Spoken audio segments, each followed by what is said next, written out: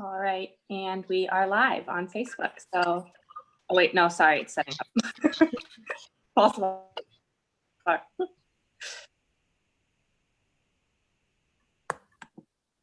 right, now we're live on Facebook. So I'll turn it over to you, Elizabeth, to get started.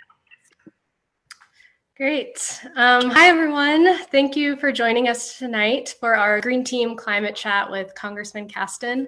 I'm Elizabeth, the organizer for the Green Team here in Illinois District 6. And the Green Team is a project of NRDC Action Fund and EDF Action working here in the 6th Congressional District in Illinois to build support for a 100% clean energy future. Before we begin, I just want to note that this event is nonpartisan and not campaign related. We are incredibly fortunate to have not only a climate champion in Congress, but one that represents us here in the 6th District. And before we begin our climate chat, I want to begin by saying thank you all for advocating for a better future, and many thanks to Congressman Casten for being such a strong voice advocating for climate and racial justice. Right now, we in the environmental and climate movement as a whole recognize the importance of uplifting Black and Brown voices and standing in solidarity with them as they fight for justice. We know that we can't achieve environmental and climate justice if people are unsafe where they work, play, and live. Climate change and racial justice must be addressed in an intersectional way. The impacts of police brutality, coronavirus, and climate change are not colorblind. Part of the work we do is recognizing why these communities face greater harm and risk, and then taking action on them through organizing and policy change. What this moment reinforces is that we need to prioritize the voices of experts. We must listen to health experts for the COVID crisis, scientists,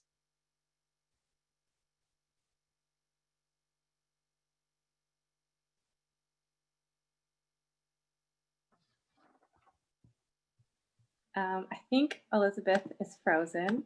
So let's turn it over to Sean Casten for your opening remarks, and we'll have Elizabeth wrap up and direct the questions in a second. Thank you, Kristen. Thank you, Elizabeth. I'm glad for the reassurance. I see screens get frozen up and I get nervous that it might be me. Can you guys hear me okay? Yeah.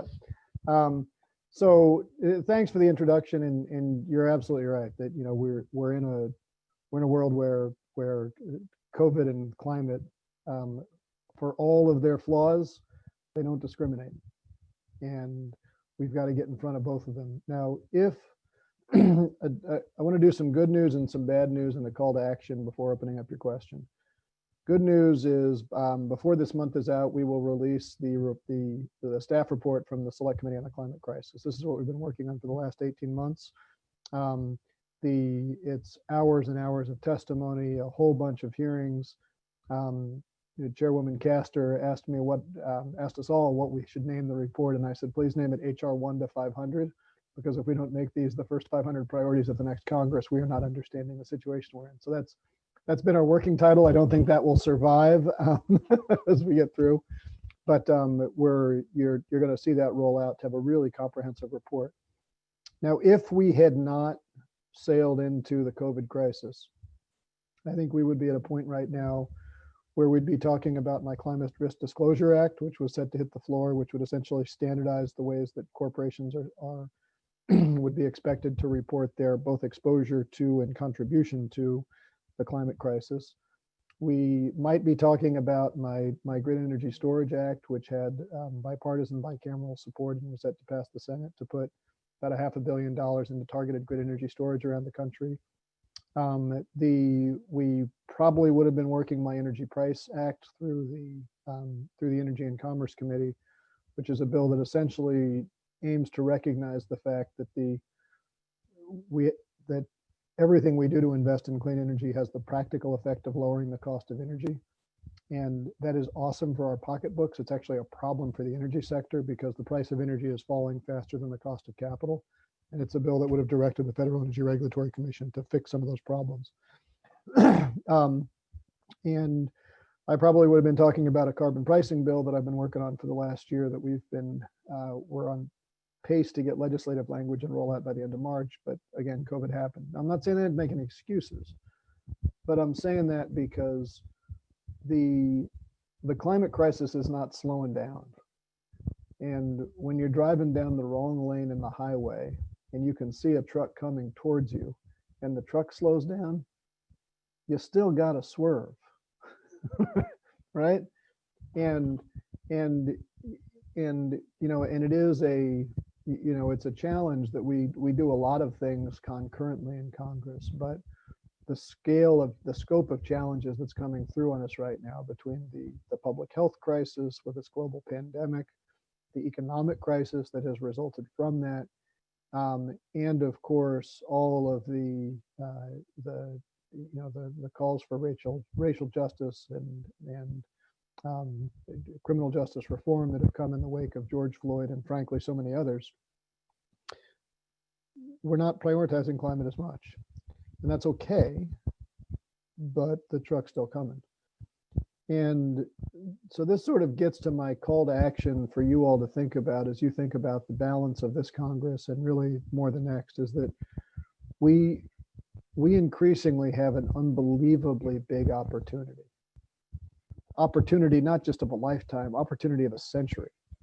We better not miss it. And the opportunity is that, number one, for the last 15, 20 years, the demand for fossil fuel has been growing more slowly than the supply. And a part of that's because the supply has been growing pretty quick with fracking and everything else. But a part of that's been because we've been investing in renewables, we've been investing in efficiency. One of the unfortunate fallouts of the 2008 financial crisis is that people are living with their parents longer, which means fewer new home starts and all that goes with that. But that, just basic economics, when demand grows more slowly than supply, the price falls. That's put the fossil fuel industry in a really difficult place. Their margins are getting shredded. And that was before COVID hit and vehicle miles traveled collapsed by 50%. It's now back 30%, but it's still down. We've also got a situation where, notwithstanding the fact that, according to the IMF, we subsidize the fossil fuel industry, just in the United States to the tune of $650 billion a year, even in spite of all those subsidies. Bloomberg reported today that total new investments in clean energy exceeded fossil energy for this year. And if we take our hand off the emergency brake, will be $17 trillion of investment in clean energy within the next decade. That is an unbelievable opportunity, especially when we're thinking about how do we stimulate the economy to come out of this. And that brings the third opportunity, which is a big glass of lemonade that we can make out of an even bigger glass of lemons, which is that the economic downturn that is coming, that already has come from COVID, and as long as we do not have a president in the White House who prioritizes public health, is going to get worse before it gets better. And that's tragic. That is nothing to celebrate. But as long as that's true, we're going to shortly be in a situation where far too many households are going to be strapped for cash. Far too many businesses, especially small businesses, are going to be strapped for cash. But the U.S. government, and I'm in regular conversation with the Federal Reserve and my role in the Financial Services Committee, Chairman Powell saying that basically for the foreseeable future, we have zero negative interest rate money. Well, if you were a business and you had the opportunity to invest zero negative interest rate money, and you had something that was going to generate energy way cheaper than everything else, and the private sector was dying to do it, that's a heck of an opportunity to lever your equity. And we have the opportunity to do that as a country, not at a scale that is constrained by what's politically possible, but at a scale that is informed by what is scientifically necessary. Those opportunities don't come along that often. So our opportunity and my challenge to you all is to push to make that a priority, because we have to, if we climate change, cheap energy, clean energy, these are all winners if you push. We don't have time to sit around and wait for people to pull. So I thank you all for what you do by pushing. I am pushing as hard as I could possibly figure out how to do from within the House. And let me with that stop and open up any questions that you all have. Yeah, thanks so much, Congressman. I'm going to turn it over to Emily Wurzba with EDF's Government Relations team. Great. Thanks, Elizabeth. And thanks so much, Congressman, for joining us tonight. On behalf of the Environmental Defense Fund and EDF Action, we're really looking forward to our discussion with you. So I wanted to get your thoughts on a recent Harvard study that concluded that COVID-19 patients in areas with high pollution have a greater likelihood of dying from the illness. And additional data shows that these higher pollution areas are more likely to be populated by Black and Brown individuals and low-income individuals. Can you speak a little bit about the links between air pollution, COVID-19, and how communities of color are being disproportionately impacted? What legislative solutions are being worked on to address this huge problem? Yeah, thanks for the question. And we actually had some of the authors of that research. They've become very popular. They testified both before the Select Committee on the Climate Crisis and the Science Committee. So the science is fairly easy to understand, even as it's depressing.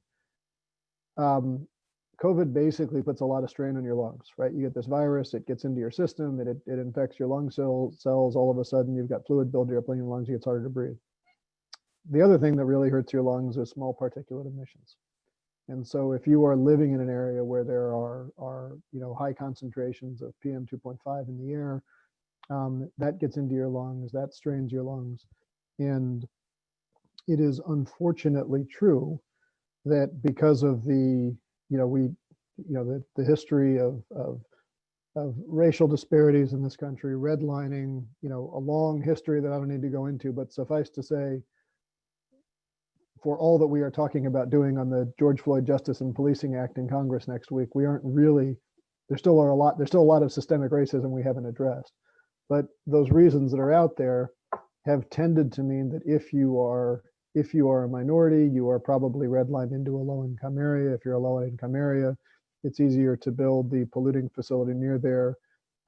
It's easier to build the highway that goes through your part of town, which means you have more tailpipe exhaust. And so people who live in those communities, regardless of their race, except that they are primarily Black and Brown, have higher particulate in the air and therefore have a higher incidence of a whole host of issues from asthma and otherwise, which makes you more susceptible to things like COVID. I want to connect this to what I said at the start. When I said at the start that there are $650 billion of subsidies to the fossil fuel industry, the IMF study on that is that about 20 billion of those are direct subsidies, below market leases, what have you. The balance are indirect subsidies. And to get a sense of what those indirect subsidies are, if you just look at the asthma rates and premature fatalities downwind of a coal plant, and you look at what that costs to our country, for any coal plant in the country, that cost is roughly equal to the annual revenue of the coal plant, which means that effectively every coal plant in this country is being subsidized by Medicaid by 100%. Now, think about that for any other, if you're going to try to compete against that, if you're a nuclear plant, to take maybe, a somewhat more controversial source of power, but a clean source of power, the nuclear industry is struggling because they have to pay for all their waste disposal and they have to reserve huge amounts of money to figure out how to store it temporarily and then liabilities for what goes on. The coal industry gets to throw it up there and Medicaid picks up the bill. If you love Ayn Rand, that should drive you crazy, right? So embracing markets, embracing cheap energy is completely consistent with embracing public health, with embracing clean energy, is completely consistent with environmental justice. But we need to make that argument more forcefully than we've historically made it.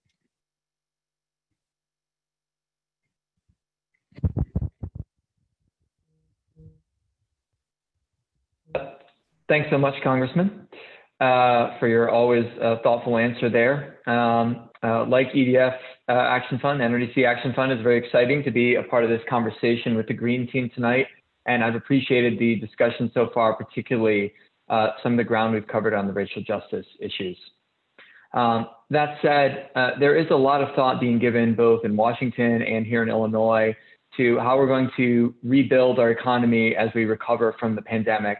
And you've already alluded to this somewhat in your opening comments, but would be curious if you want to expand on that in terms of how large a role you think clean energy can and should play in that recovery, and any additional specifics you'd like to share on what that looks like from a policy perspective.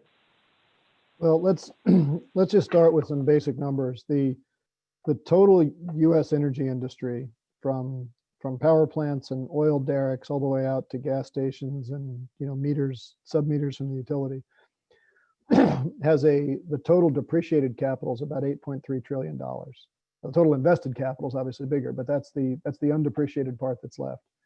It's got about a 20-year turnover, which means that in order for us, if our goal is simply to keep the current energy infrastructure as it is, every year we have to invest about $500 billion. Now, most of that is private sector, subject to a lot of regulation, of course, and regulatory incentives, but some's public, some's private. But what that also means is that if pick what time frame you want to get to 100% clean economy in, and recognize that if you're spending $400 billion a year in capital, you're just keeping up, right? So if you want to get to zero carbon in 20 years, you need to spend $800 billion in capital, because you got to keep up, and then you got to beat that to get through the next 20 years. So we need to be thinking about that scale of investment, and that's the depreciated capital is probably more than that, which is why the Bloomberg article said 17 trillion. Now, all of that, if you think about how the heck are we going to come up with these trillions of dollars, is a really intimidating number. But one of my frustrations, because I'm still at heart a CEO, I guess, is that the way we talk about fiscal issues in Washington, and when I say we, I mean the whole country, wouldn't pass a first-year MBA class, because we don't differentiate between operating expense and capital expense. If I told you that I had the opportunity to cut your marginal cost of energy by 50%, and that was going to require me to invest in something that, once I factored in the savings, would pay for itself in 7 years, you do that all day long, right? But we don't talk about it that way. And especially when the federal government has a lower weighted average cost of capital than anybody else who's out there, we should be looking at this as an unbelievable investment opportunity. And I'll give you just a little bit of context to set your ambition. We have we've approved $6 trillion in the House in emergency funding from coronavirus. We have approved through the House and the Senate and the President's signature about half of that, roughly $3 trillion. The annual federal budget is $5 trillion. Those sound like huge numbers, right? But we've essentially approved more than the annual budget of the federal government. When the New Deal was approved after the Great Depression, which we are on a track to repeat that level of economic downturn, it was $42 billion spread over 7 years, when the federal budget was $3.8 billion. It was 11 times the annual federal budget. And as a result of the New Deal, we got TVA, we got the Hoover Dam, we got Social Security, we got the WPA, we got all this stuff that was a long-term vision of investing and growing the economy and dealing with historic inequities, and giving us things like access to electricity that was awesome, because if you lived in rural Oklahoma in the 20s, literacy rates were really low because you didn't have lights after dark, right? Well, think of all the benefits that are going to come if we get rid of all the asthma rates that we were talking about before. We can have a much better world with a lot lower savings, but we have to recognize this as an investment. So I think we need to be thinking on that scale. I think we have the opportunity to think on that scale. I think we have the necessity to think on that scale. We just need to make sure that we are all articulating the need and focusing on that which is necessary, not that which we think is politically possible and will be approved by a Mitch McConnell-led Senate.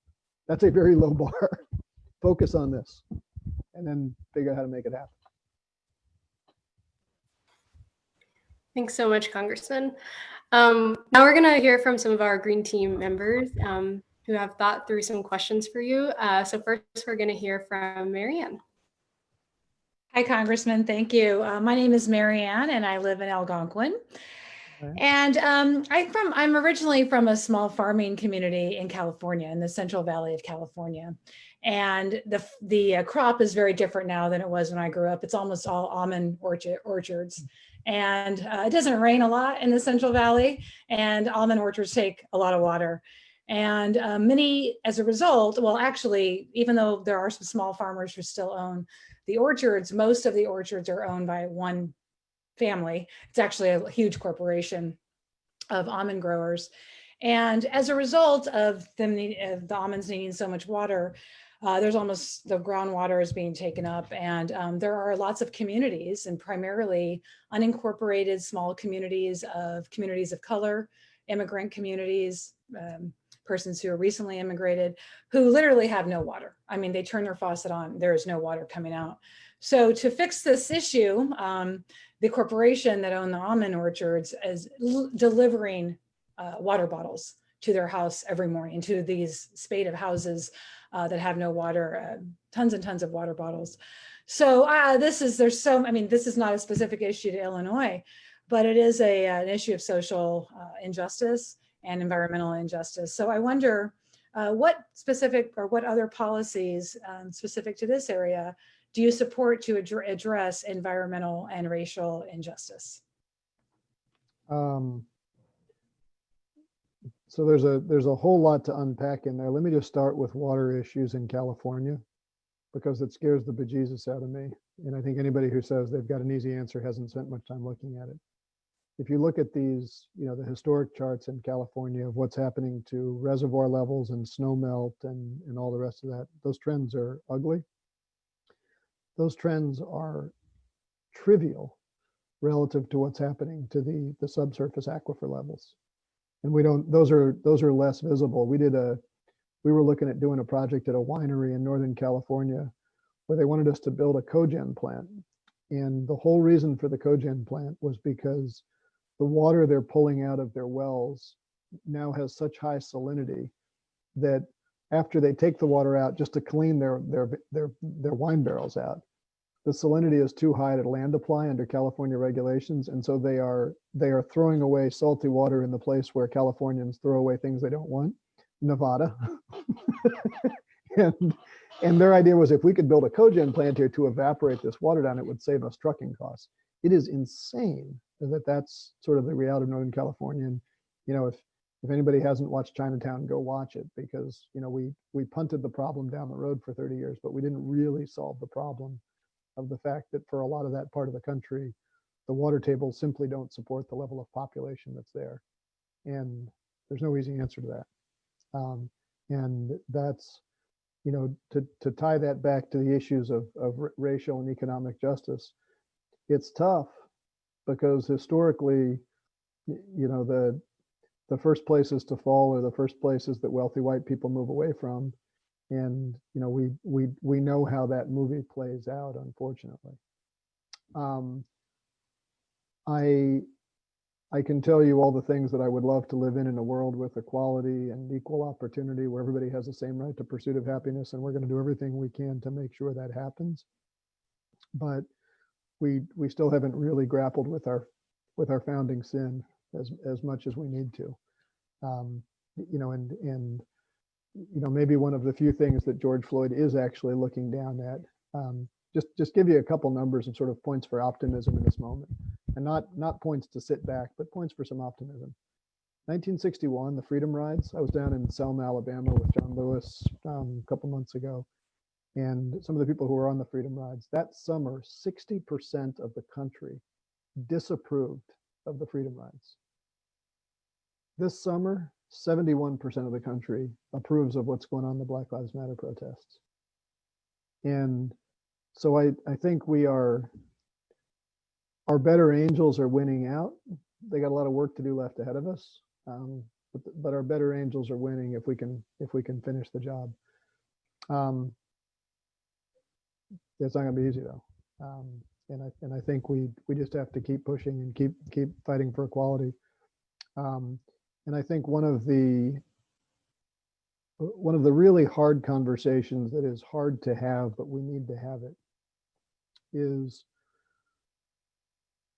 I think we have an obligation as a government to give every single American the same opportunity to pursue life, liberty, and happiness. we don't necessarily have an obligation to give every community that same right. And that's a fundamental difference, because you look at if your town runs out of water, or if you're a town in rural Appalachia where the coal mine is empty and there's no jobs anymore, the giving all those people an opportunity to make sure that they can live a full and happy life is sometimes incompatible with saying, let's try to figure out how to take this town, which only exists here because of some geographical accident that no longer applies, right? And that's hard because that town is in a member of Congress's district, and no one wants to see their district evaporate. But there are migrations of people which are always painful, and I think we as a government can try to help make those migrations beneficial. But we just have to recognize that if the aquifer runs low on that almond farm, what are we going to? The Colorado's already been redirected to California. We're not going to pull the Mississippi as well, right? Thank you. Yeah, thank you. I'm going to turn it over to Cynthia. Hi there, and hi, Congressman. Thanks again for being here with us. So I live in Algonquin, Cynthia Canner. I've been here for 20 years, and I'm Executive Director of the Environmental Defenders of McHenry County.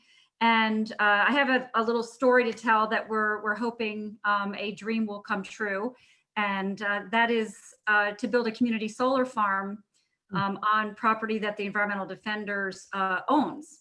And this property is 8 acres out in Woodstock on Dean Street. We've gone through the whole process. We have a developer.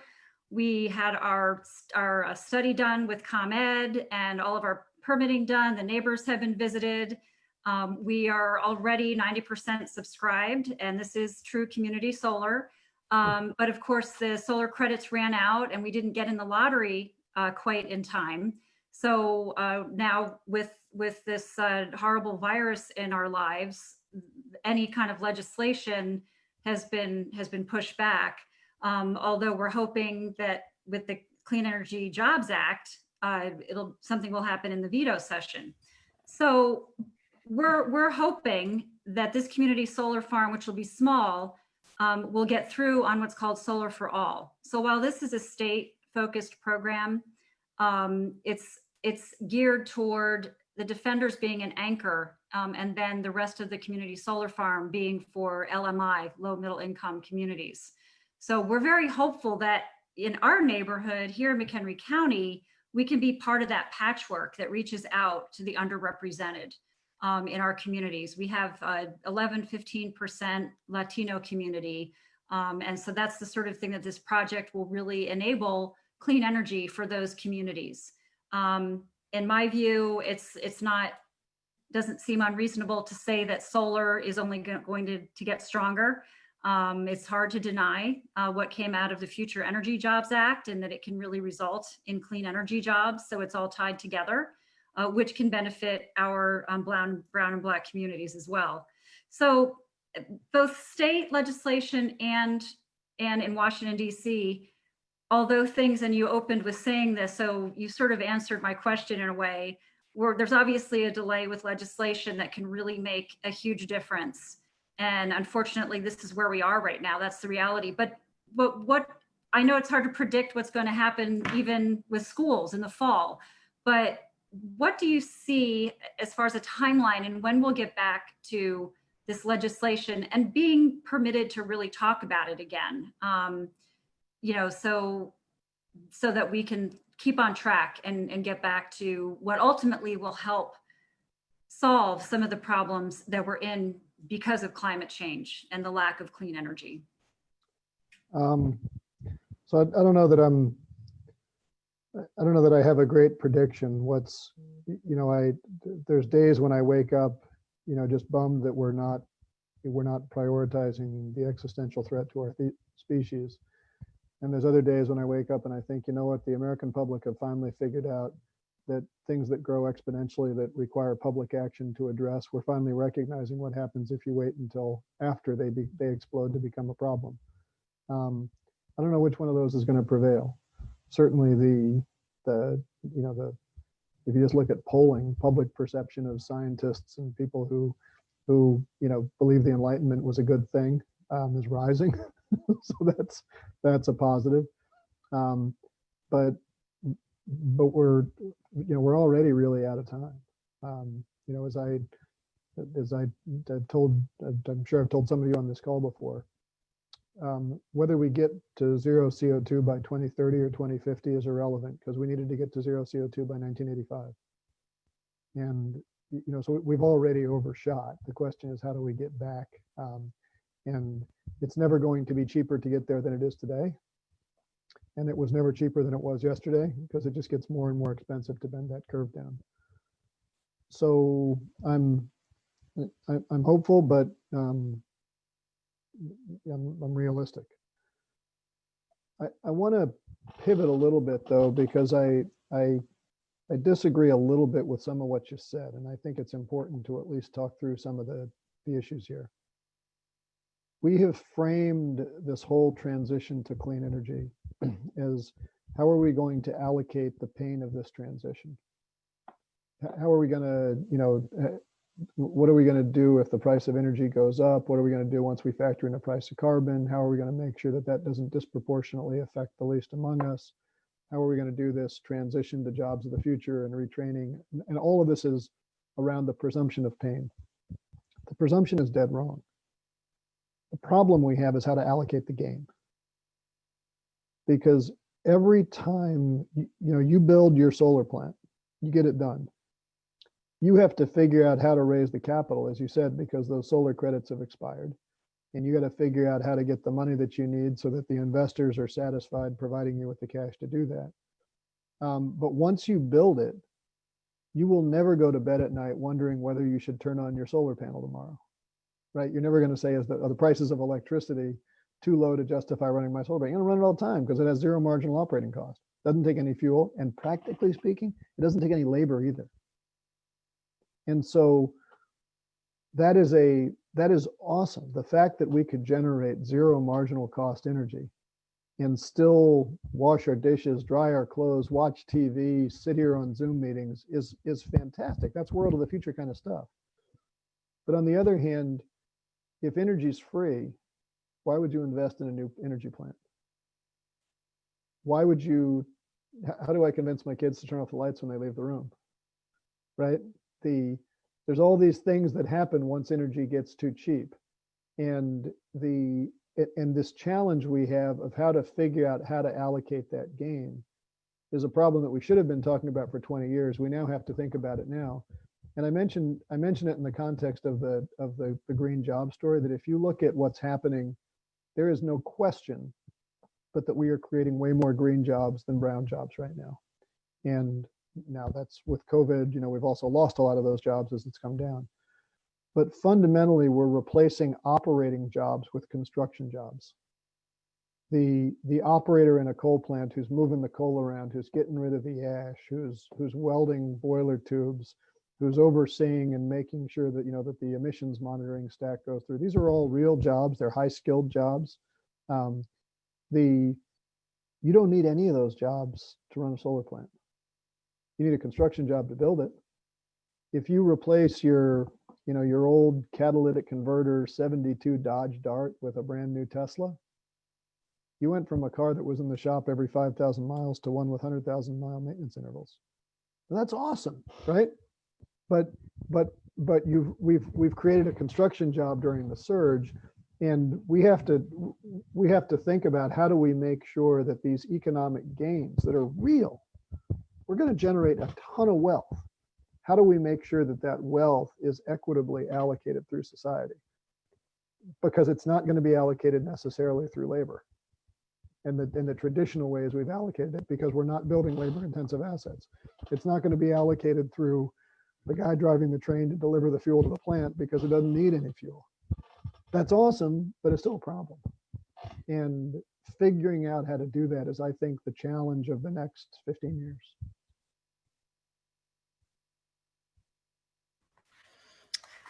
Thanks for sharing your perspective. I'm going to pass it over to Abby.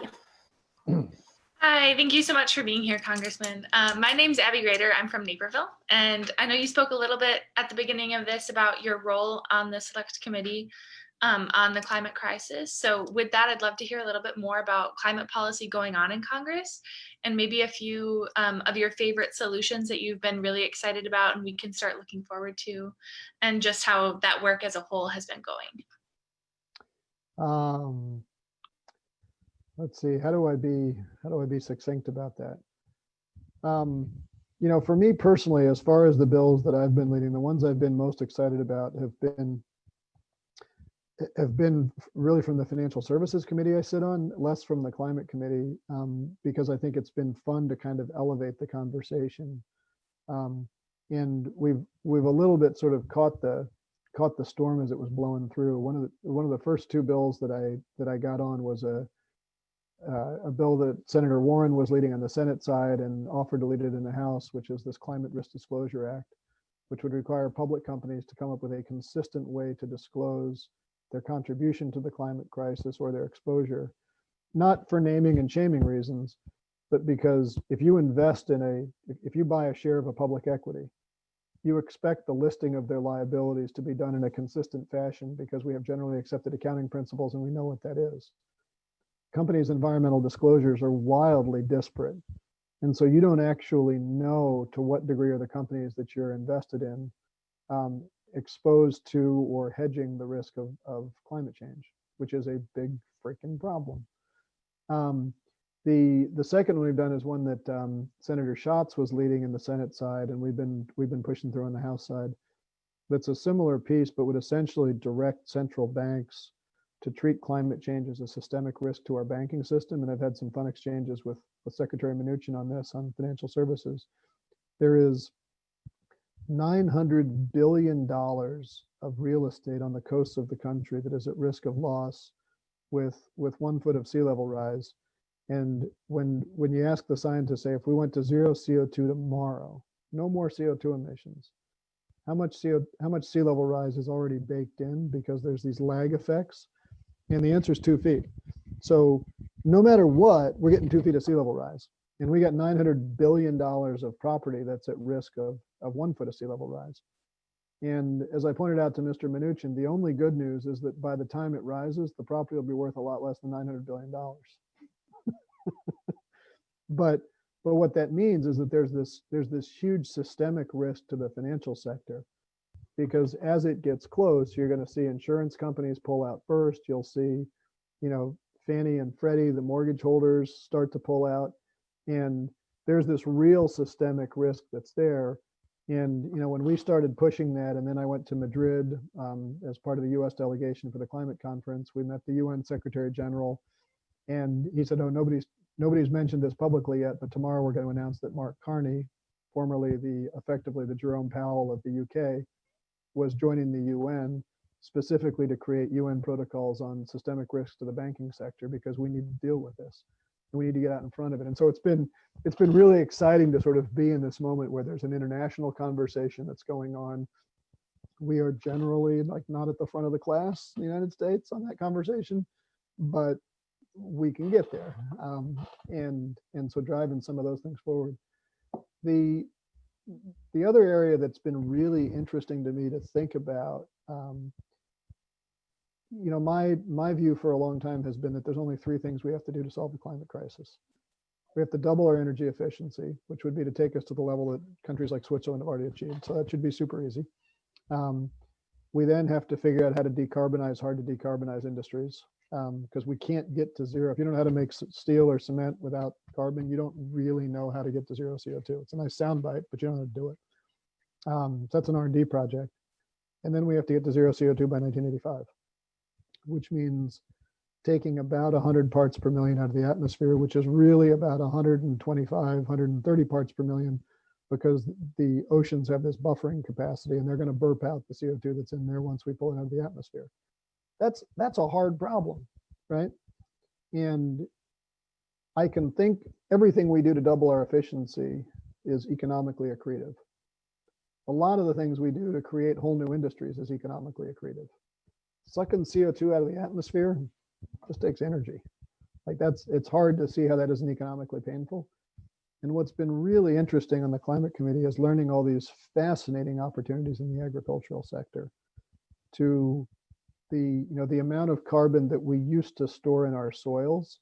I don't think you can get to 130, but there's plausible paths to pull 70, 80 parts per million out of the atmosphere in ways that would actually increase the productivity of agricultural land, increase the water retention of agricultural land, increase the yield, and really big meaty problem. It's changing agricultural practices, changing incentives. There's really thorny international dynamics to work through on that. But it's a heck of an opportunity because it is economically accretive if we can find ways to make sure that the economic benefits of doing that flow to the people who are going to have to make the investments to make it happen. And that's it's not an area that I have a lot of expertise, but it's been fun to learn about it. Thank you so much. Thank you. Yes, we're all looking forward to seeing that report. I'm going to pass it over to Peter. Hi, I'm Peter Swenson. I'm from Fox River Grove. So before we can begin to solve problems, we all have to agree on the problem. And it seems to us, at least outside of Washington, that climate change seems to be a partisan issue for reasons that I don't understand. I mean, science even seems to be a partisan issue sometimes. So I guess my question is, are you able to have productive conversations with your colleagues across the aisle? And what solutions do you see gaining bipartisan support in this Congress or in the near future? I want to start by challenging your assumption, Peter. Good. The science isn't democratic, right? If 60% of the country believed that drinking bleach would cure coronavirus, still wouldn't cure coronavirus, right? And for most of the science that we do in this country, it would be laughable for us to even ask the question of what we're going to do to get majoritarian or bipartisan consensus. Fermilab's right on the edge of the district. There's a $3 billion investment going into Fermilab to build a particle accelerator that's going to shoot neutrinos underground to a coal mine in South Dakota that's going to learn basic features about the fundamental structure of our universe. Name one person who said we shouldn't spend those $3 billion until the majority of the country understands quantum mechanics, right? I think when we allow science to become something that is politicized, we are essentially taking a decision not to act. And yes, it's true that we have frozen on climate because because essentially our democratic processes have been weaponized against it.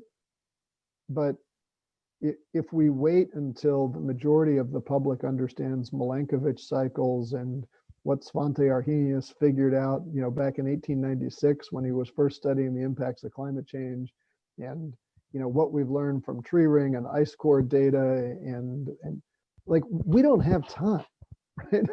There's a point where we just have to defer to experts and get this done, which is not a very majoritarian view. Now, to the point on being bipartisan about it, I'm going to tell a sad story. My absolute favorite Republican is a guy named Denver Riggleman, freshman Republican, really, really smart guy. Was a contractor to NSA, an IT guy by training. We're on the science committee together. We're on the financial services committee together. And I pulled him aside on the floor one day. We're sitting there down in the well. And I said, Denver, you're a super smart guy. I get that your party is sort of, has become hostile to dealing with climate change, but I'd really like to find someone bipartisan to work on this. And I know that you're smart enough to understand it. Why don't we work on something together?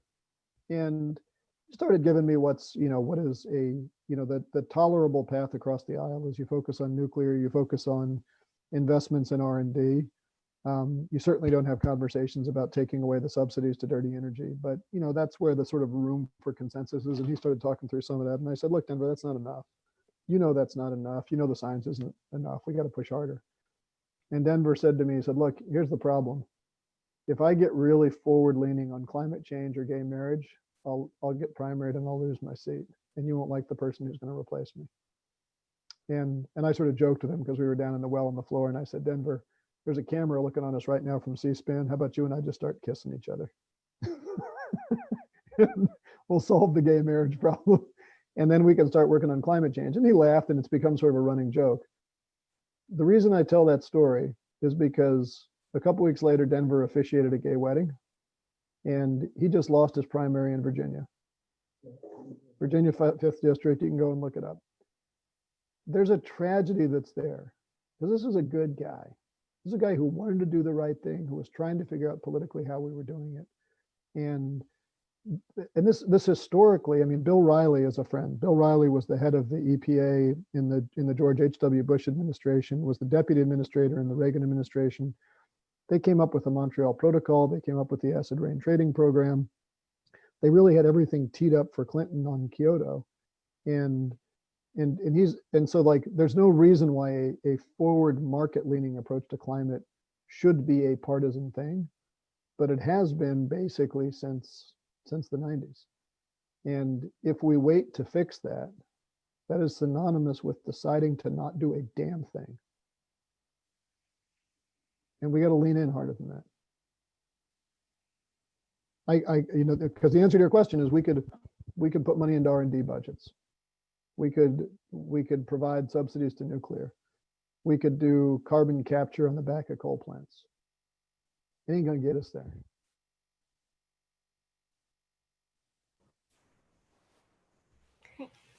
Thank you. I'm going to pass it to Kyla now.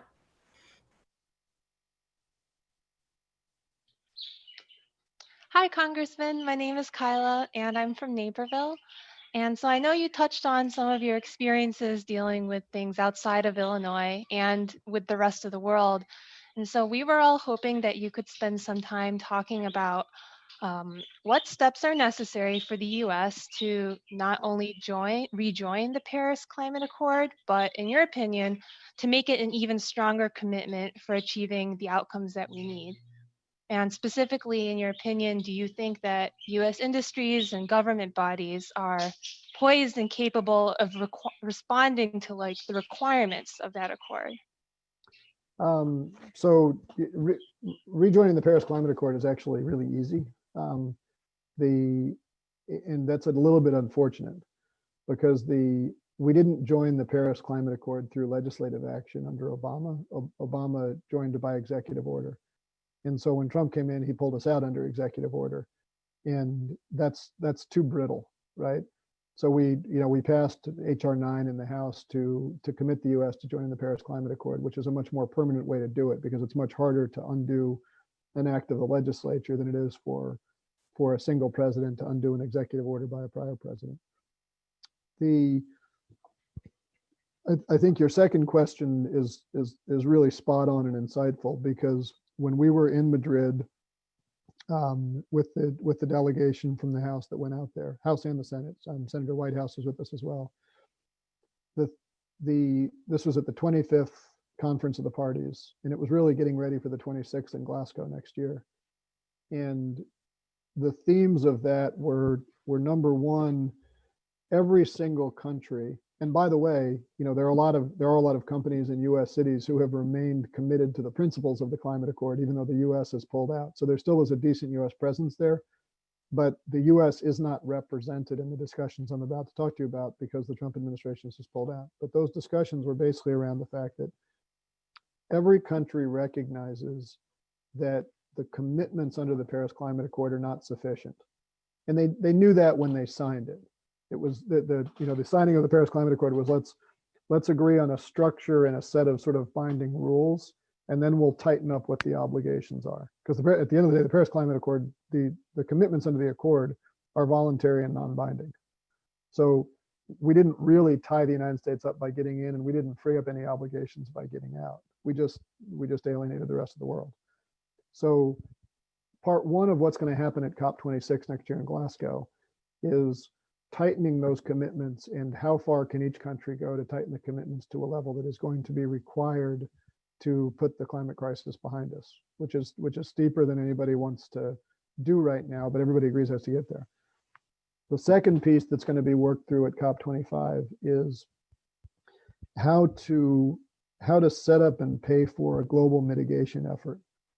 Because there are countries, with the Prime Minister of the Marshall Islands who we met with, she is 1 foot of sea level rise from not having a country. And she said, we can give up or we can fight, and I don't intend to give up. But what's she going to do, and who's going to pay for that?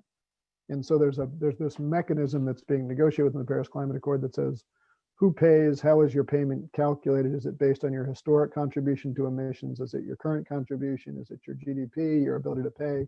How do we do that, right? And there's a social equity conversation, and that was going on when we were out in Madrid.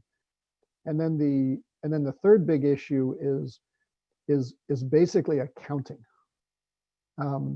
If you, let's say Spain commits to going zero carbon and they meet part of their objective by buying nuclear power from France, does that accrue to Spain's benefit or to France's benefit? And how do you make sure you don't double count, right? That's an easy example, but imagine that across the globe where you've got goods and services flowing through. How do you do all the accounting? Well, those three things were being discussed in Madrid, and the United States was not at the table. We had observers, but we were not at the table. And so now imagine that you are California. California is a party to agreements with, they're a participant with Ontario on various trading agreements that include the fact that Ontario has commitments, really, Alberta with a lot of Canada, but California is actually bound to a bunch of trade agreements with Canada that are tied into the fact that Canada has carbon commitments. Well, if you're not a party to how the accounting rules work and who pays and what the commitments are, you're negotiating with one hand tied behind your back, right? And the United States, which should have been there representing the interests of California and Michigan and all these other states that have agreements, was basically not there. So, what all of that is say that what has to happen in your question is that the first day of the next administration, we need to rejoin the Paris Climate Accord. And then we have to cram about 4 years of work into 24 hours so that we can come up to speed of where the rest of the world is and try to come back through. And the good part about there is that we were treated like heroes when we were out in Madrid, not because we deserved to be heroes, but because as more than one person came up to me and said, when the United States doesn't lead, bad things happen, and we need you guys to lead. So the world is thirsty for us to come in and lead and fill that vacuum. And I think with good, well-intentioned people, we can do that, but we're going to have to come in with a little bit of humble pie. Thank you. I'm going to pass it to Cindy.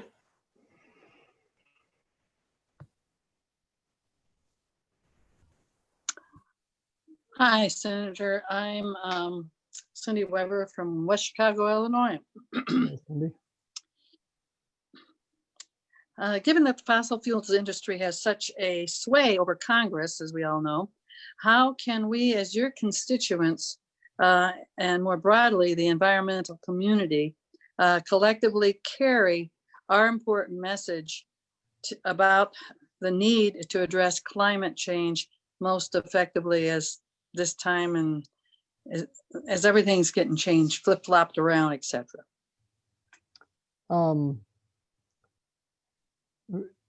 Basically be organized. My observation is that I think we have a huge campaign finance problem in our country, and I don't want to dismiss that, but there's a reason why the coal industry doesn't give me money. It's because they know I don't support their agenda, right? There's a reason why Planned Parenthood does give me money, because they know I support their agenda. The idea that money corrupts politics is, I think, a little bit backwards. Money in politics flows to people who share the agenda of the people who are pushing that. And I think the clean energy industry historically has not been very well organized, which means that even though there's a lot of passion for it, you'll you'll get one person who comes into your office and says, we need an investment tax credit for solar. And somebody else comes in and says, no, we need a production tax credit for wind. And a third person who says, energy efficiency should be treated the same way as these because what we really need is a carbon price. Well, if you've spent enough time in all those energies to be fluent in the jargon and the technologies and the acronyms, you can sort through that. For most members of Congress, come from other sectors, which is fine. But, compare that to the fossil fuel industry, who when COVID was hit, every single one of them said the United States has to act immediately and decisively to raise the price of oil. Right? All of a sudden there were bills out there we should buy oil and stock the Strategic Petroleum Reserve. Rick Perry was in USA Today saying the Treasury Department should buy oil futures. All of this was a very consistent drumbeat. And there was no confusion among members of Congress as to what that constituency wanted. There's often confusion as to what the clean energy advocates of the world want. And that's okay, but organization is really the answer to that. And then vote for people who share your values.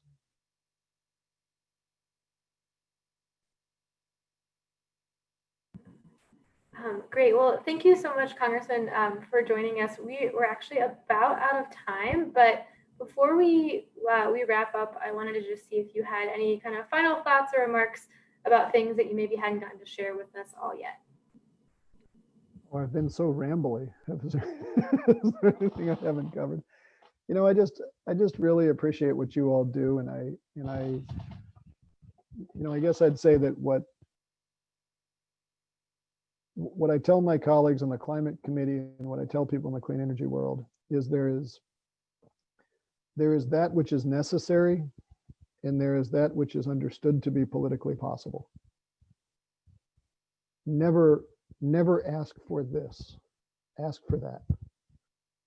Because when you go in and you negotiate down before you get there, it gets whittled down below then. And one of the things that I've said in the climate report is that we need to be really honest in this report that, if we add up every recommendation that we have, is that sufficient?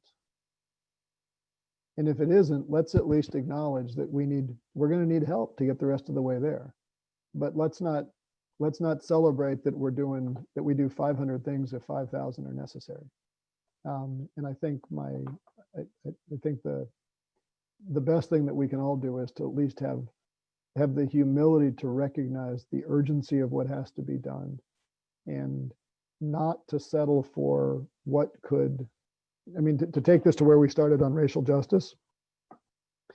The answer to what should we do to address systemic racism in this country is a very different answer than the answer to what do we think we can do that can get through the Senate and be signed by Donald Trump.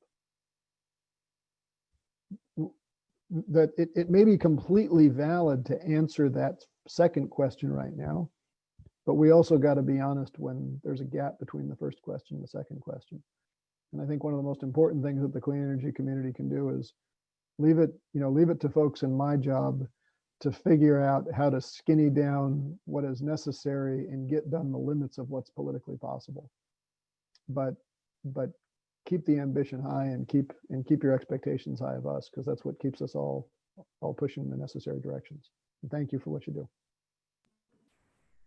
Well, thank you. Those were really wonderful remarks to end on, really inspirational. And we've just been so grateful for your leadership and also how generous you've been with us this evening with your time. So keep it up. And thanks to everyone who participated and joined. It was great hearing about your stories and hearing your questions. So thanks again, everyone. We all look forward to working more with you in the future. So have a good night. Thank you. Good night, everybody.